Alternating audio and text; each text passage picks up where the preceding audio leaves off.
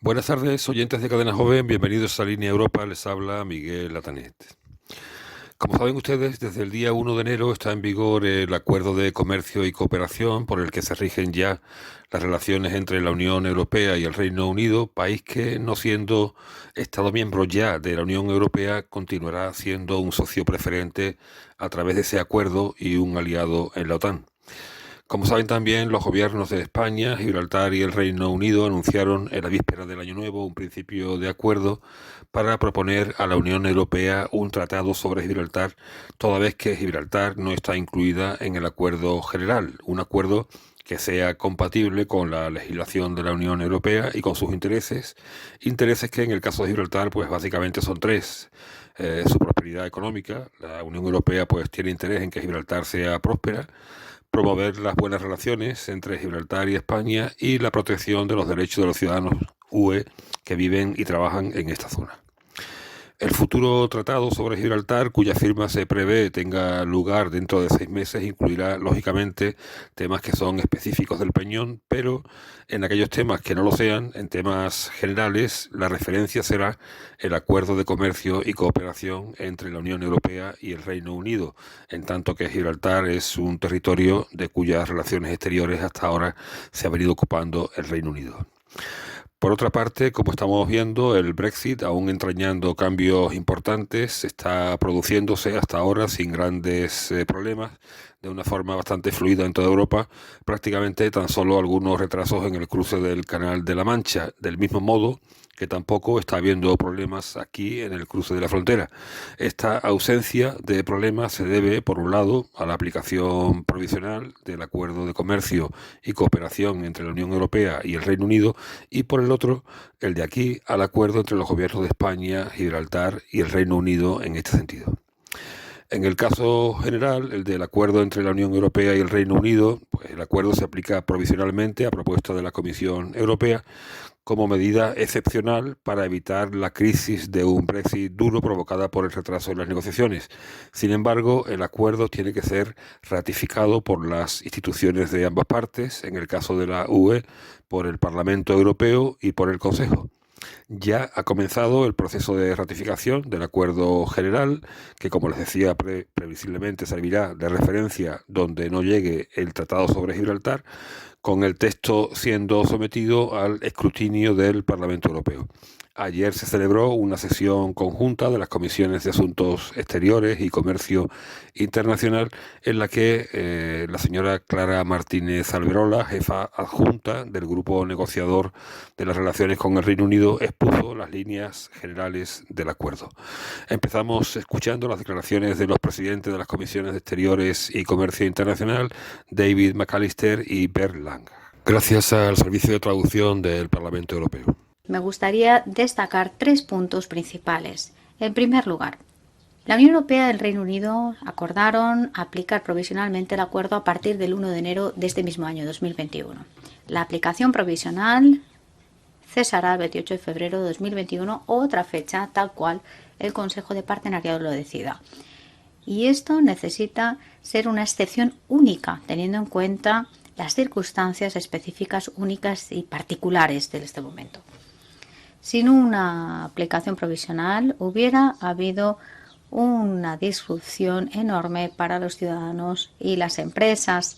Esta decisión totalmente excepcional es el resultado de la naturaleza excepcional de las negociaciones y de ninguna manera debería sentar un precedente para acuerdos futuros donde haya tiempo suficiente para el escrutinio parlamentario formal y un debate, acceso a los textos que se tiene que garantizar. Segundo comentario que me gustaría hacer. La Comisión AFET y INTA, junto con las diferentes comisiones asociadas, estamos examinando cuidadosamente el acuerdo y estamos preparando el consentimiento del Parlamento. Simultáneamente, los grupos políticos van a elaborar una resolución para acompañar en la votación de consentimiento. El Parlamento va a hacer todo lo que esté en su momento para garantizar un escrutinio pertinente en el tiempo y de gran calado para poder garantizar que todos los acuerdos y los intereses de los ciudadanos y las empresas se ven segurizados. En tercer lugar, la gobernanza del acuerdo incluye también elementos importantes de los que nos gustaría escuchar más. Además, respecto concretamente a la dimensión parlamentaria, ya saben que este acuerdo contempla en su artículo INST.5 que el Parlamento Europeo pueda establecer y el Parlamento del Reino Unido puedan establecer lo que se da a llamar, entre comillas, una asamblea parlamentaria asociada. Nosotros, como Parlamento Europeo, ya hemos manifestado nuestro apoyo para que se establezca relaciones interparlamentarias formales en diferentes resoluciones, 15 de enero, 12 de febrero y el 18 de junio del año pasado. Además, también ha sido la posición de las comisiones que se han encargado revisar las relaciones futuras tanto en la Cámara de los Comunes como en la Cámara de los Lores. Respecto al procedimiento, el Parlamento Europeo, de conformidad con la norma 223, puede establecer delegaciones interparlamentarias permanentes a propuesta de la Conferencia de Presidentes. Respecto a la Asamblea Parlamentaria de Partenariado, al contrario de la propuesta de la Unión Europea, se ha establecido esta Asamblea Parlamentaria asociada y el acuerdo deja esa decisión para que los dos parlamentos, entre comillas, lo puedan establecer. En fin, esto es todo por mi parte. A modo y guisa de introducción, les deseo un feliz 2021 y lo mejor para este año. Y sin más, le cedo la palabra a mi estimado colega y copresidente de esta mañana, Bernd Lange, para que realice sus comentarios a modo de introducción. Adelante. Muchísimas gracias, David. También por mi parte, feliz año nuevo. Espero que sea mejor que el año 2020. David, es un placer estar aquí presente en este procedimiento conjunto junto a la comisión AFET, porque la verdad es que ya hemos llevado a cabo una cooperación muy fructífera entre nuestras dos comisiones, empezando en el mes de junio, aprobando esta posición del Parlamento sobre el proceso de negociaciones, y la verdad es que estoy esperando continuar con esta cooperación fructífera entre estas dos comisiones parlamentarias tan importantes. Asimismo, también me gustaría dar la enhorabuena a los equipos de negociación de la Comisión, especialmente a Michel Barnier, desde lo más profundo de mi corazón. Yo he sido muy crítico durante el proceso, pero en último término tengo que decir que el resultado ha sido muy satisfactorio, lo que se ha planteado ante el Parlamento Europeo, y por lo tanto también aprovecho para darle las gracias a Clara Martínez Alberola y darle las gracias por su presencia hoy aquí. Nosotros desde la Comisión INTA, estimados colegas, ya empezamos el lunes mismo todo el debate sobre los resultados de estas negociaciones, sobre los diferentes aspectos del acuerdo en cuestión. Y les puedo decir que sus señorías en principio están satisfechos con los resultados. Precisamente para poder evitar esta situación límite, como se mencionaba en las relaciones con el Reino Unido, y para poder continuar con nuestras relaciones con el Reino Unido. La parte comercial no es tan conocida, se parece de alguna forma con el acuerdo de Japón, con una serie de elementos adicionales como el sistema de aplicación y esa posibilidad de resolución de conflictos y sobre todo si hay violaciones del acuerdo. Así es que en principio puedo decirles que la Comisión INTA está satisfecha, pero obviamente van a presentar los encargados de presentar la posición de nuestra comisión. A mí me gustaría hacer hincapié en la posición del copresidente David McAllister respecto al proceso de negociaciones junto con el Reino Unido. Se trata de un ejercicio bastante excepcional que jamás se ha de volver a repetir. Había una cuestión de tiempo, retrasos en las negociaciones, sobre todo debido a las tácticas del Reino Unido, del gobierno del Reino Unido, y eso ha llegado a esta aplicación provisional de este acuerdo, que es totalmente excepcional, es una situación totalmente excepcional. Como han podido oír, el procedimiento que se está siguiendo para que el Parlamento Europeo dé su consentimiento es un procedimiento excepcional para evitar los problemas que habría causado llegar al final del periodo de transición con un Brexit duro. Tras la intervención de los presidentes de las comisiones, tomó la palabra la señora Martínez Alberola, como les decía, jefa adjunta del grupo negociador de las relaciones con el Reino Unido, que lideró el señor Michel Barnier. Muchas gracias, señor McAllister, por su presentación y muchas gracias también al señor Lange, a ambos, por estas amables palabras que han dirigido al grupo de trabajo especial y especialmente al señor Barnier. Una servidora querría, en nombre de todo el grupo de negociación, en nombre de la Comisión, les gustaría agradecer el trabajo que han hecho en el grupo de coordinación con el Reino Unido. Ha sido fundamental para nosotros el poder tener este diálogo con el Parlamento Europeo para saber cuáles eran sus visiones, sensibilidades y, como decía el señor Lange, ha sido muy duro en la fase final con la Comisión, pero ha sido muy importante conseguir esa información, ese sentir por parte del Parlamento Europeo a lo largo de todo el proceso de negociaciones. Muchas gracias por haber organizado este intercambio de puntos de vista con ambas comisiones.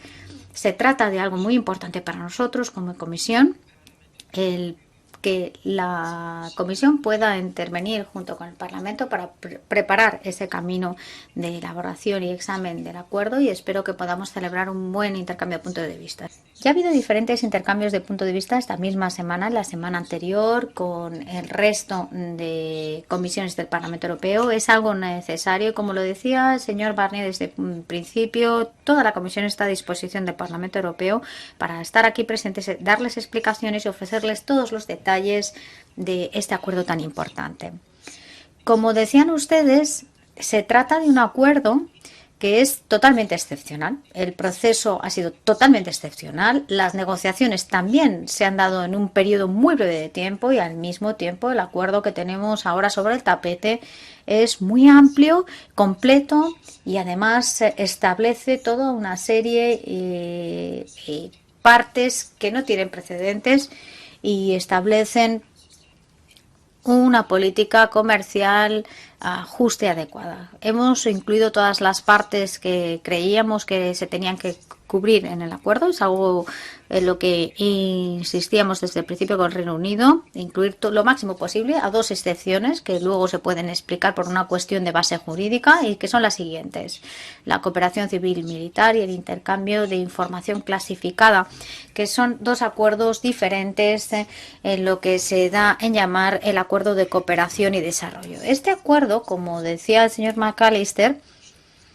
es un acuerdo del que voy a hacer una presentación. Está dividido en 4 pilares principales, y sin más voy a abordar estos 4 pilares con ustedes para ofrecerles detalles que se van incluyendo en los diferentes pilares. En primer lugar, la parte comercial del acuerdo, que como se decía es muy ambiciosa y ofrece toda una serie de disposiciones que son nuevas, excepcionales y no tienen precedentes ni se han incluido en otros acuerdos. Hemos incluido 0 tarifas, 0 cuotas para todos los intercambios de grupos.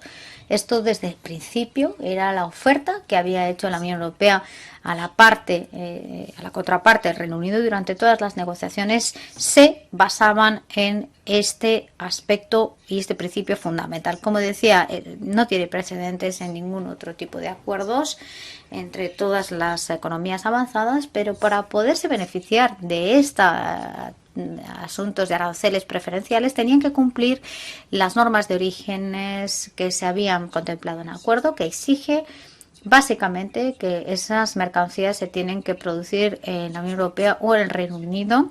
Habíamos insistido en ampliar las normas de orígenes a una serie de acumulaciones diagonales en diferentes formas de normas de orígenes. Al final tenemos un sistema muy estricto para poder determinar el origen de esos productos que se van a beneficiar de este acuerdo. Y asimismo, como ya sabrán sin duda, todas esas mercancías tienen que respetar la normativa europea una vez que quieran entrar en la Unión Europea por parte del Reino Unido, tanto seguridad alimentaria como productos. De esta forma estamos protegiendo y seguiremos protegiendo a los consumidores y también la integridad de nuestro mercado interior.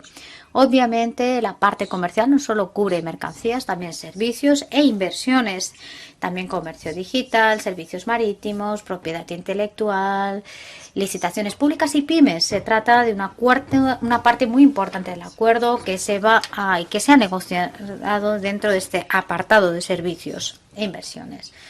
Seguimos ofreciendo servicios en el Reino Unido en pie de igualdad con las firmas del Reino Unido, siempre y cuando respeten las normas de origen, y las empresas también tienen los mismos derechos. También hemos incluido en este acuerdo unas normas de licitación pública muy ambiciosas, una parte muy peliaguda para negociar en un primer momento con el Reino Unido, garantizando acceso igualitario por parte de las empresas y del Reino Unido y de la Unión Europea. Sin embargo, por el contrario, en otros aspectos el acuerdo es más limitado.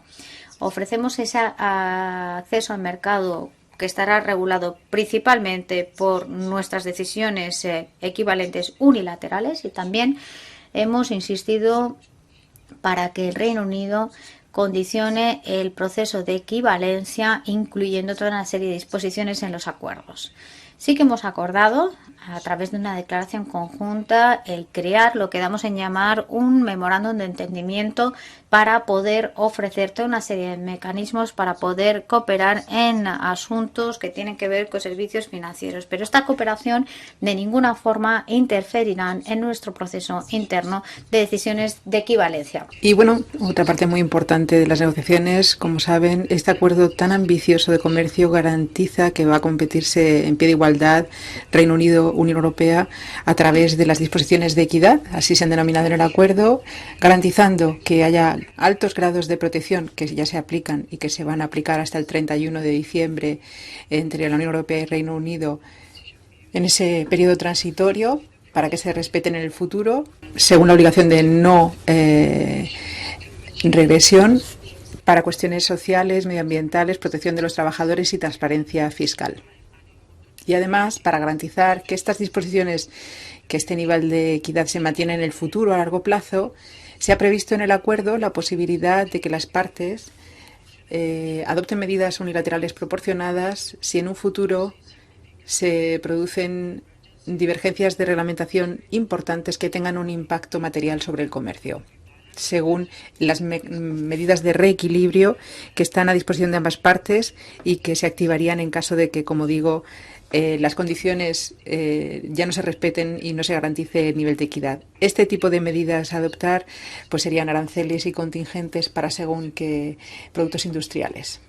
También se acordaba en ese capítulo de equidad del acuerdo un marco muy robusto para control de ayudas de Estado y transparencia, con la posibilidad que se ha establecido con una serie de principios que recoge el acuerdo, de más generales a más específicos, y de nuevo la posibilidad de que ambas partes adopten medidas de reequilibrio que antes explicaba en el capítulo de equidad, pero también medidas de solución en caso de que las partes acuerden que algunas disposiciones de ayudas de Estado trastoquen el nivel de equidad entre ambas partes. También se incluye en esta parte del acuerdo la resolución de diferencias que presentaré al final de mi presentación al hablar del cuarto pilar. El segundo pilar del acuerdo se organizaba en torno a la cooperación económica en los sectores comerciales, por ejemplo. Pensando en el ámbito del transporte, se acordaban una serie de derechos de tráfico entre ambas partes, al tiempo que se adoptan garantías de equidad, algo muy importante tanto en aviación como en transporte por carretera. Estos derechos de acceso son muy diferentes de lo que a día de hoy existe en el mercado único para el Reino Unido, pero algunas de estas cuestiones ya se incluyen en el acuerdo, como digo. En cuanto a energía, también contamos con un importante capítulo en el acuerdo. Se ha acordado un marco de cooperación que garantiza la seguridad de suministros energéticos, estimulando el desarrollo de las fuentes, sobre todo en el Mar del Norte, y también optimizar el comercio eléctrico, pero como decía, en el transporte, sin calcar los niveles de eficiencia que ya garantiza el mercado único. También hay una parte del acuerdo acerca de la posibilidad de acceso del Reino Unido a nuestros programas de la Unión, sobre todo en materia de investigación. Horizonte Europa, el de programa de energía nuclear también, y como saben, Reino Unido al final del proceso no ha pedido acceso al programa Erasmus, con lo cual no se ha previsto esa opción en el acuerdo. En cuanto a movilidad, Reino Unido no aceptaba negociar esa parte del acuerdo sobre movilidad, y bueno, en la prensa se leen reacciones para según qué categorías que ya no podrán desplazarse como en el pasado. Pero sí hay un compromiso firme en el acuerdo por parte de Reino Unido de no discriminar entre Estados miembros para los visados de corta duración. También hay una parte de coordinación de seguridad social para según qué categorías de ciudadanos que se van a desplazar entre ambos territorios, para según qué asignaciones que se van a garantizar. Y en este pilar también la de pesca es una parte muy importante y ha sido espinosa la negociación hasta el final del proceso por la actitud del Reino Unido, pero al final se obtuvo este acuerdo que consideramos equilibrado y que prevé un periodo de ajuste de 5 años y medio, durante los cuales ese acceso se garantiza idéntico al nivel actual y el reparto de cuotas se va a reducir progresivamente hasta un límite de un 25% que devolverá la Unión a Reino Unido, incluyendo especies pelágicas que también fueron muy espinosas en la negociación, pero al final del periodo del ajuste de 5 años y medio habrá que debatir y negociar a título anual el acceso a las aguas, a los caladeros, pero bueno, se presume que va a haber acceso a esos caladeros desde el acuerdo, con un importante mecanismo de compensación en caso de que Reino Unido se niegue y no conceda acceso a sus caladeros a los buques y gentes de mar comunitarios. Si se niega a ofrecer ese acceso, adoptaría medidas compensatorias la Unión Europea, cerrando nuestras aguas o imponiendo aranceles a según qué categorías de producto pesquero. Y también una cláusula de salvaguardia general adoptada para poder abarcar las actividades pesqueras, esta disposición. Y otra también muy importante es la del capítulo de energía, por analogía al periodo de 5 años y medio de transición, y al final habrá una decisión anual también sobre la conectividad energética que estará por acordar entre ambas partes. El tercer pilar es el que se refiere a seguridad interior. Es bastante excepcional porque no contamos con nada similar con ningún tercer país. Se ha adoptado una base para una sólida cooperación que tiene también en cuenta el hecho de que ya es tercer país y ya no forma parte de Schengen y ya no concede libertad de circulación a los ciudadanos. Y partimos de las herramientas comunitarias a disposición. Se ha previsto además cooperación policial y judicial a través de Eurojust y Europol, también sobre medidas de entrega de reos y también intercambio de datos de pasajeros, huellas digitales, datos de registro y también de expedientes penales. Todo este capítulo, con importantes garantías para los derechos fundamentales, era una condición sine qua non para poder cooperar en el ámbito en cuestión. En el acuerdo hay un compromiso por parte del Reino Unido que seguiría aplicando el Convenio Europeo de Derechos Humanos, y para poder ejecutarlo ante los jueces británicos, con importantes grados de protección que se salvaguardan para este ámbito de cooperación. Tendremos que adoptar decisiones de adecuación sobre condiciones que garanticen que el Reino Unido cumple con el mismo nivel de protección de datos que se aplica a día de hoy en la Unión Europea. Está por negociar estos meses. Y para concluir, otro aspecto que quería mencionar porque interesa a ustedes. Reino Unido no aceptaba incluir en el acuerdo ningún marco de cooperación de política exterior, seguridad exterior, defensa o cooperación al desarrollo. Algo que constaba en nuestro mandato, pero Reino Unido no estaba dispuesto. Ojalá en un futuro se desgajen vías como para poder debatir con ellos y ampliar la cooperación en este sentido en un futuro. El último pilar del acuerdo se refiere a la gobernanza, a que antes aludía, que prevé, por analogía, lo que ya existe, un partenariado con el Consejo con representación del Reino Unido y la Unión Europea de cara a la ejecución del acuerdo. Es el foro de diálogo político y consulta, pero además tendrá competencia para adoptar decisiones vinculantes con consentimiento mutuo y que contará con la ayuda de un comité especializado. Y en este aspecto en concreto haré una referencia concreta, puesto que el señor McAllister al principio aludía en su introducción a la intención de la Comisión de recurrir al Parlamento Europeo en estos organismos conjuntos, desde luego partiendo de las modalidades que ya están vigentes para el acuerdo, adaptándonos a este acuerdo de cooperación comercial TCA, y vamos a estar informándoles sobre todo sobre la labor de los organismos conjuntos. Al Parlamento Europeo se le va a poner en posición de poder ejecutar sus prerrogativas institucionales plenamente según los tratados. Y en este contexto, desde luego que la Comisión va a tener al tanto al Parlamento sobre el funcionamiento de estos órganos del TCA, como se hace a día de hoy, ya decía, en este contexto del acuerdo. Las modalidades prácticas quedarán por determinar en un futuro, pero lo que pretendemos es calcar esa dinámica de información previa y posterior a las reuniones del comité especializado, que se vayan intercambiando toda la documentación sobre los comités, y les tenemos al tanto, ya digo, a ustedes y al Consejo, para garantizar que desde ya el Parlamento sepa que vamos a seguir con la misma dinámica, esas mismas modalidades, para tenerles al tanto como hasta la fecha.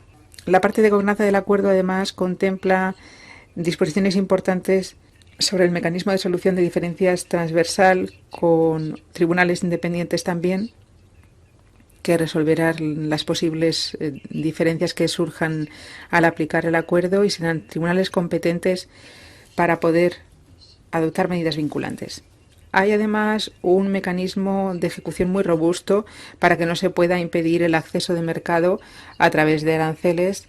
Antes aludía al ejemplo de la pesca, y además las partes no podrán adoptar medidas de retorsión. Es un aspecto que ha sido muy importante en la negociación. También las obligaciones que se incluyen como elementos esenciales del acuerdo pueden activarse en caso de que una de las partes viole alguno de esos aspectos, y eso daría pie a la suspensión del acuerdo. Así que, a guisa de conclusión, señor presidente, como decía y como el señor Barnier viene explicando, es un acuerdo sin precedentes, pero tampoco elude las consecuencias que se desprenden de la salida del Reino Unido de la Unión. Algunas de esas realidades las teníamos anticipadas y estábamos preparando a las partes concernidas y a las empresas, pero lo cierto es que vemos que algunos de los sectores, sobre todo en Reino Unido, se topan ahora con esa realidad. Los ciudadanos británicos, desde luego, que ya no podrán venir a la Unión Europea a residir, estudiar o trabajar sin visado, sobre todo para larga duración. Las mercancías tienen que acatar con nuestros procedimientos de importación según el Código Aduanero Común, y además las comprobaciones veterinarias se van a aplicar a los animales y productos animales procedentes de Reino Unido. Pero lo cierto es que el acuerdo nos parece que maximiza el potencial de cara a una futura cooperación con Reino Unido en esos ámbitos a los que antes aludía, y se respetan, eso sí, las diferencias entre los Estados miembros y los países terceros. Somos conscientes de que ahora el proceso está en manos del Parlamento para que de aquí a unas semanas den luz verde, y estamos en sus manos por si necesitan que debatamos sobre algún contenido del acuerdo. Así que mi equipo y yo misma estamos a su disposición. Esto con respecto al acuerdo de comercio y cooperación entre la Unión Europea y el Reino Unido. Con respecto al Tratado sobre Gibraltar, la Unión Europea ha recibido ya la solicitud formulada por el Reino Unido para la preparación de un instrumento legal que regule la relación futura, una relación en un marco político que cubrirá temas de importancia clave tanto para Gibraltar como para la línea, incluida la fluidez en la frontera, con la ausencia de controles físicos en la frontera terrestre, garantizando la fluidez del movimiento de personas y mercancías entre Gibraltar y la UE, y temas como seguridad social, transporte por carretera, asistencia sanitaria, eliminación de residuos y el intercambio de datos. Bien, cambiamos de tema. Si les parece, pasamos a hablar de la pandemia de COVID-19. Hoy vamos a hacerlo desde una perspectiva distinta que tal vez nos pueda ayudar para que en el futuro, con la colaboración de todos, se reduzca el riesgo de que volvamos a vivir este tipo de situaciones provocadas por el contagio de elementos como el coronavirus de origen animal. Según los científicos, durante las últimas décadas, una variedad de enfermedades infecciosas fatales tenía orígenes zoonóticos, o sea, origen animal. Los vínculos entre los huéspedes, los parásitos y los patógenos pueden verse influenciados por una multitud de factores como, por ejemplo, la biodiversidad, la vida silvestre y el uso de la tierra. Escuchamos lo que dice sobre esto Hans Brüning, director ejecutivo de la Agencia Europea del Medio Ambiente. Muchas gracias, Pascal. Muy buenos días a los miembros del comité. Muchísimas gracias por darme la posibilidad de intervenir en este debate tan importante. Me voy a centrar en el nivel europeo. Aunque hace décadas que tenemos políticas al respecto, somos testigos de cómo se está reduciendo tanto la cantidad de especies como la superficie de hábitats y la calidad de los ecosistemas. Me gustaría también hacer hincapié en lo siguiente, algo que es muy importante para este debate. También estamos perdiendo una biodiversidad genética. Asimismo, es muy importante para los diputados que quede claro que no se han alcanzado todavía los objetivos que nos hayamos planteado. En 2010 decidimos que para 2010 íbamos a conseguir reducir la extinción de especies. En 2010 nos planteamos el mismo objetivo para 2020 y ahora nos encontramos en 2020 y tenemos una estrategia de biodiversidad que quiere paliar esta escasa mejoría en el ámbito de mantenimiento o la conservación de la biodiversidad. Me voy a centrar en lo que está sucediendo en Europa, similar a lo que está pasando en el mundo entero. Tenemos que modificar las prácticas agrícolas. Tenemos que velar por que haya una mayor fragmentación agrícola. Tenemos datos del Copernicus en ese sentido. Contaminación también. Hay que reducir la contaminación, que tiene un efecto directo en la biodiversidad y se convierte en un elemento autónomo dentro de toda esta coyuntura. A día de hoy entendemos que esta disminución de la biodiversidad y de los ecosistemas tiene consecuencias. Esto no solamente queda patente en la valoración del IELP, pero nosotros ciertamente nos hemos centrado en la cartografía de ecosistemas y de servicios y que tenemos pruebas fehacientes de que esto no solamente es el caso de las superficies y la cantidad o el volumen de aire limpio y puro o los polinizadores, sino también la salud. Hay un vínculo directo entre la calidad del medio ambiente y la salud. Por ese motivo es aún más importante que el debate actual sobre las epidemias. Hay una mayor ecotoxicidad, contaminación del agua y del aire y una serie de asuntos que van de la mano de la biodiversidad, como el acceso a la naturaleza, que es algo dispar entre los distintos lugares del planeta, sin olvidar la salud mental. Por lo tanto, se podría decir que el medio ambiente y la naturaleza, las políticas en ambos campos, directamente son también políticas sanitarias, también políticas para prevenir problemas sanitarios. Y en 2020 esto ha quedado patente con el brote de la epidemia. Ha habido numerosos debates sobre COVID, la COVID-19. Nosotros hemos elaborado una serie de estudios que publicamos en el segundo y tercer trimestre del año pasado. Hemos trabajado con la OMS y hemos trabajado con la Escuela de Medicina de Harvard, la Facultad de Medicina de Harvard. Y uno de los principales indicadores es que hay una fuerte correlación entre la continua disminución de los ecosistemas y la pérdida de biodiversidad y los intervalos en donde se aprecia el surgimiento de este tipo de epidemias o de pandemias incluso. Por lo tanto, yo creo que esto es una advertencia bastante preocupante y clara. Abordemos ahora las soluciones que se proponen dentro de la estrategia de biodiversidad y en otros ámbitos del Pacto Verde. En primer lugar, la restauración. Me parece que eso es algo esencial. Tenemos que alejarnos de un objetivo que estaba contribuyendo a la pérdida de biodiversidad. Tenemos, por lo tanto, que centrarnos en la restauración para frenar esta pérdida. Para ello hace falta una acción muy vehemente, muy firme. tenemos que contrarrestar esta tendencia, tenemos que velar porque haya una mayor conectividad, como mencionaba Anne. Y esto no es algo que se va a poder conseguir sin que haya una política clara que lo contrarrestre. Porque hay asuntos de políticas agrícolas que van de la mano de la protección de las superficies de cultivos. No es fácil, pero tenemos que centrarnos también en una gestión adecuada, no solamente de las zonas protegidas, sino de los ecosistemas, que haya una gestión de protección de ecosistemas en todo el territorio. Porque incluso si protegemos una superficie, un porcentaje dado de superficie, no estamos incurriendo en una política de prevención. Necesitamos ir más allá del 30% de la protección de las zonas de ecosistemas protegidas. Asimismo, habrá que abordar la cuestión de los alimentos. Hay un sistema alimentario que puede ser muy propicio a este tipo de epidemias. Lo han puesto de manifiesto los distintos expertos que han examinado el asunto. En las aves de corral tuvimos el problema de la gripe aviar. En el caso de la carne de porcino también fuimos testigos de numerosos brotes.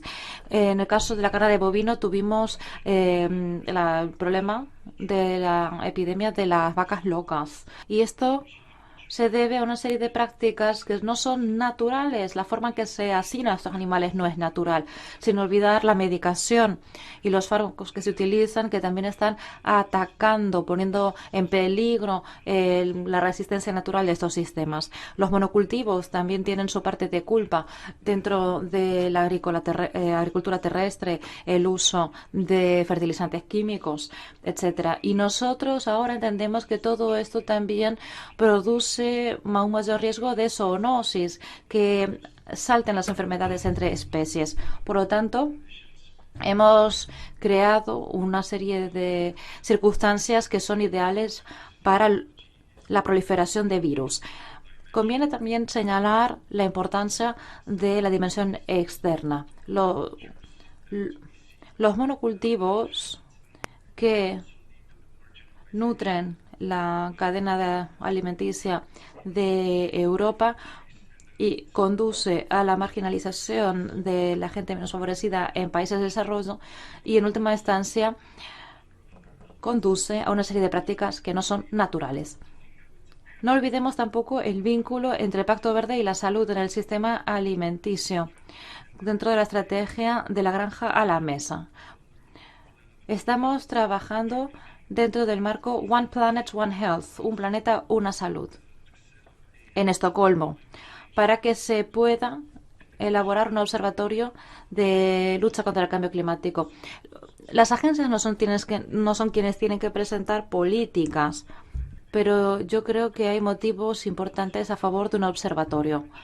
El cambio climático también es muy importante. Si queremos que haya una política de cero emisiones de carbono, esto será importantísimo. La contaminación cero es sumamente pertinente para la protección de ecosistemas en Europa. Y como decía Anne, no podemos tampoco olvidar la taxonomía y la iniciativa financiera, que ante todo se ha centrado en el cambio climático, pero creo que también conviene que examinemos el problema de la reducción de ecosistemas y de biodiversidad. Me consta que esto forma parte de este proceso continuo y creo que es importante que se haga hincapié en lo esencial de todo ello. Todavía no he hablado de la política agrícola común, que duda cabe de que esta política no está respondiendo adecuadamente al Pacto Verde y al contexto de la pérdida de biodiversidad. Por lo tanto, es una política problemática. Para acabar, me gustaría señalar que es importantísimo que se entienda que el capital medioambiental, los ecosistemas, la biodiversidad, etcétera, poco importa la tecnología que se utilice, son esenciales para una sociedad que quiera alcanzar el nivel más elevado de políticas y económicas y medioambientales. Esta es la última pieza de la solución al problema en la gobernanza. Hace falta una mejor gobernanza. Conviene hacer hincapié en ello. Qué duda cabe de que hay muchísimo capital político y económico que está invirtiendo en el cambio climático. y convendría que se estableciese la misma lógica en lo que respecta a los ecosistemas y la biodiversidad, no solamente para proteger la biodiversidad, sino incluso para proteger la existencia de la raza humana. Porque si hay 1 millón de especies que están en extinción, en esta sexta extinción en masa, podría preguntarse si el Homo sapiens también acabará siendo una de las especies que termine por extinguirse en un futuro. Es una opción particularmente buena para la reducción del riesgo de propagación de enfermedades de origen animal, reduciendo la probabilidad de que los patógenos puedan establecerse y transmitirse a una nueva población o especie huésped, reduciendo la probabilidad de contacto entre la vida silvestre y el ganado, así como entre la vida silvestre y los humanos. Nada más por hoy, muchas gracias por su atención como siempre, espero que el programa de hoy haya sido de su agrado, a todas aquellas personas que de alguna forma o de otra se están viendo afectadas por la pandemia, los enfermos, familiares, amigos, pues que pase todo lo antes posible. Un saludo entrañable al personal sanitario que continúa en primera fila en la lucha contra la pandemia. Muy buenas tardes, muchas gracias y que disfruten de un feliz fin de semana.